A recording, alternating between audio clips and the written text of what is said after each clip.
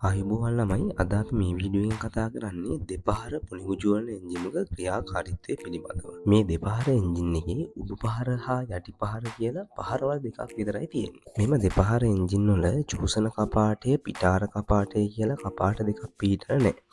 නමුත් මේ එන්ජින් වල චූසන කවුළුව, පිටාර කවුළුව හා මාරු කවුළුව කියලා කවුළු තුනක් පිහිටලා තියෙනවා. දැන් අපි මේ එන්ජින් එකේ පහරවල් දෙකේ ක්‍රියාකාරීත්වය පිළිබඳව විඩිවෙන්න පරීක්ෂා කර බලමු.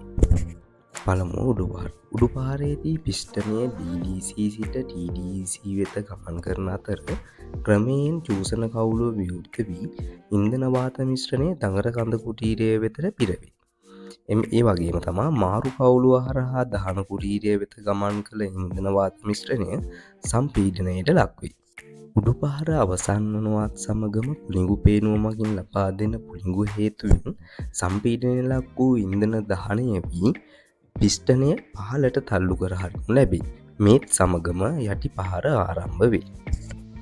යටි පහරේදී ක්‍රමයෙන් පිටාර කවුළුව විවෘත වී දහනය වූ ඉන්ධන වාත මිශ්‍රණය සිලින්ඩරය නිවතට යනවත් සමගම චූසන කවුළුව වැසී පවතී. එමෙන්ම එම අවස්ථාවේදී ක්‍රමයෙන් මාරු කවුළුව විවෘත වී දඟර කඳ කුටීරයේ තිබෙන ඉන්ධන වාත මිශ්‍රණය සිලින්ඩරය වෙතට ගමන් කරනු ලැබේ.